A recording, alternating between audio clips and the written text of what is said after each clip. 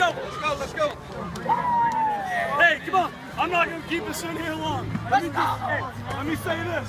Hey, that's why you always believe, right? You never stop believing, and you play until the final whistle. Let's go!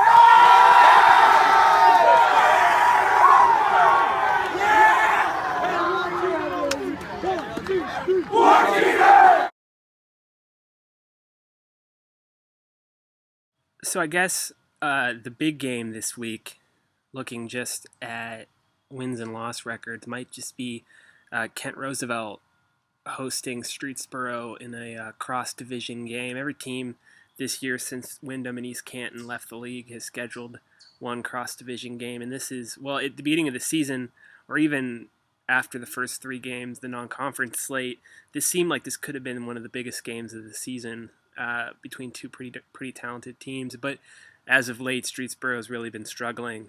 They gave up a ton of rushing yards to Mogadore 2 weeks ago in a 47-20-3 loss. And last week they got pounded by Woodridge 41-7. At this point, it's clear that Streetsboro is at least the third best team in the county division, just by virtue of losing in back-to-back weeks to the two best teams in the county division, in Woodridge and Mogadore. So I don't know if this game with Roosevelt holds the same kind of importance. A big problem for Streetsboro has been stopping the run, and I don't really see that changing this week. Marcus Cadile for Roosevelt is nearing 1,000 yards. I think he's got like 850 or something like that. He might just get there this week against Streetsboro. This one might get out of hand early. Streetsboro, they've really struggled to move the ball recently. They scored 23 points against Mogadore, but one of them came off of a kick return touchdown. So really, with 7 points against Woodridge and 13 against Mogadore, they haven't really scored a lot of points lately. I don't know if that's going to change this week. Roosevelt also has probably the best defense in the Portage Trail Conference. So I look for this to be, I don't want to say an easy win, but a good win for Roosevelt to keep momentum going into the final 2 weeks of the season as they get back into Metro Division play next week. Norton is really the surprise team in the Portage Trail Conference this year. Last season, they started out on a pretty good run before fading around the midpoint of the season, but that doesn't seem to be the case this year. The Panthers are 6-1 overall, and they've won their last 5 games after dropping the first game of the season. I think it was 49-34 to Mogadore on the road at Mogadore. It's always a tough place to play. But since then, the Panthers have really been rolling. They've beaten up on Kenmore. They beat up on Newton Falls, and they've squeaked by in 3 straight close games against Crestwood, against Coventry, and against Ravenna in an overtime win, which for Norton was the first time they'd ever beaten Ravenna. So they're really, they're showing the ability to win big. They won big last week against Waterloo 48-14. They're beating the teams that they should beat. And they're winning close games against teams that, it's a toss-up. It was a toss-up against Crestwood, and it was a toss-up against Ravenna, regardless of what Ravenna's record is. So they're winning big, and they're winning small, and that says a lot about them. That says a lot that the program's really come along since John Tanksley took over the team a couple years ago after coming over as an assistant from Green. I think it was Green. Anyway, Tanksley has the program doing pretty well, and I'm not going to say they're world beaters, and they're probably not even a playoff team because just their strength of schedule isn't there overall compared to some of the other teams in a pretty tough region, Division III, that they're in. That's not their fault. They're beating the teams that are on their schedule. But anywho, Field is up this week. They travel to Field. Field is coming off of a bad loss to Roosevelt. Roosevelt's the more talented team than Field, but it really wasn't very competitive in a 41-13 game. So I don't know. I think we kind of understand at this point in the season where Field sits in the Metro Division. Right now, I think the top 3 in the division, it's probably Roosevelt number 1 until further notice. Norton's there at number 2. Number 3 is, I don't know, Crestwood. It's hard to say Crestwood is the number 3 team after losing to Ravenna, and it's hard to say Ravenna's the number 3 team because they're 1-6 overall. So that might be Field. That Field might be in there. Regardless, they have talent. Field has talent. They last year the two teams played and it was a single digits game. I think it was 9-7 or something like that. So these two have a history of playing close games and playing each other pretty tough.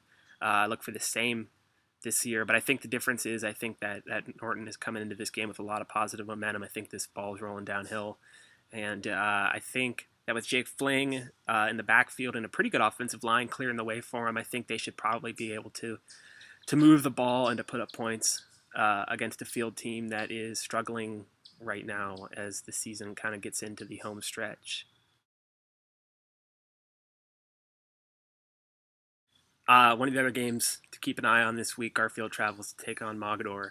The G-Men are coming off of a couple of wins, which is good for them. They needed some momentum. They started the season off with wins over Cardinal East Canton, sandwiched that with 3 straight losses to champion Waterloo and Crestwood. But since then, the G-Men beat up on a winless Roosevelt team, 63-28. And just last week, they looked great in getting a win over Southeast. I was at that game, and they forced turnovers. They moved the ball. They made a ton of tackles. Their defensive line looked good. They're not the best passing team. Some previous Garfield teams over the years have been able to fling the ball a little bit more around the field than this year's team can. This year's team, more a run-based group. But when they are running the ball, they're running well. And their defense is opportunistic. They forced a bunch of turnovers in critical situations to get out of Southeast with a win. There's a lot to like about that team. I don't know if there's enough to like about that team to beat Mogadore this week. Mogadore comes in 6-1 overall. They lost to Woodridge, who is probably the best team in the county. Well, I guess it seems clearly the best team in the county division. But since then, Mogadore has rebounded pretty well to get a win over Streetsboro. Last week they beat up on Ritztown. They're Mogadore. There's really I shouldn't even need to spend a lot of time describing what Mogadore does because y'all know what Mogadore does because they're Mogadore. And if they were to change what they do, they would no longer be Mogadore. So they run the ball. Surprise! But anywho, Garfield last week did a pretty good job shutting down Southeast running game. Southeast ran the ball 73 times.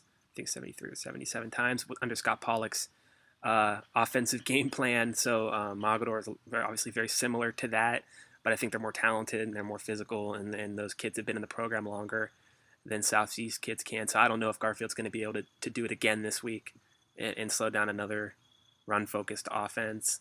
Anthony Ritchie from Mogadore can throw the ball a little bit more than Southeast quarterback could, so there's more of a passing threat there as well. Mogadore has a couple of weapons, tight end, and a couple of other players they can get the ball to through the air if they need to kind of diverge from the run game a little bit. So that kind of diversity might be tough for Garfield to deal with this week. Playoff Watch 2013.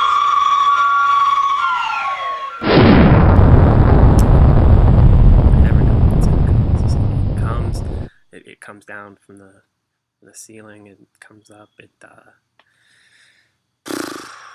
just, I don't know. Not really any change of note in the playoff standings for this week. It's kind of been holding pat since the initial playoff standings were released. In Division 2, Region 3, Kent Roosevelt moved up one spot to 5th overall. But the Rough Riders are still looking at a first-round road playoff game. And if I remember correctly, last week they were slated to play Bedford, and the same is true this week. Bedford is 4th overall at 6-1, and if the season were to end today, Kent Roosevelt would travel to take on Bedford in an opening round playoff matchup. Over in Division 7, or Division 3, Region 7 rather, Norton is 12th overall, the same spot they were last week. The Panthers they're not being helped out by their schedule. They're really not playing a lot of teams that are getting them playoff points.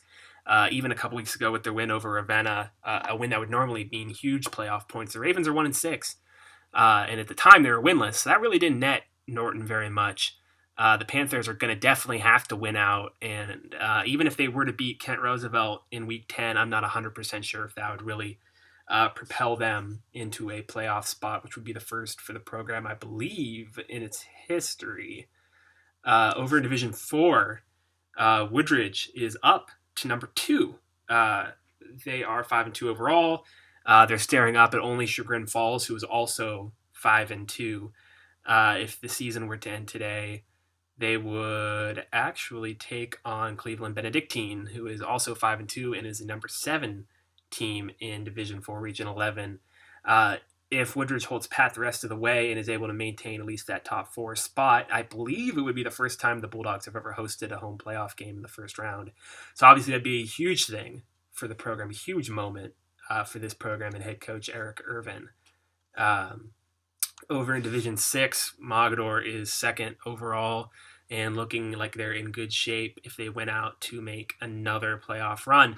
The Wildcats are looking up only at North Lima South Range, who is 7-0 and first overall. If the season were to end today, the Wildcats would take on Brookfield, who is 5-2 and is the 7th seeded team in Region 19. Hey, so that's it for another week inside the PTC. As always, you can like me on Twitter at RC Sports Now. You can like me on Facebook at Colin Harris, Record-Courier.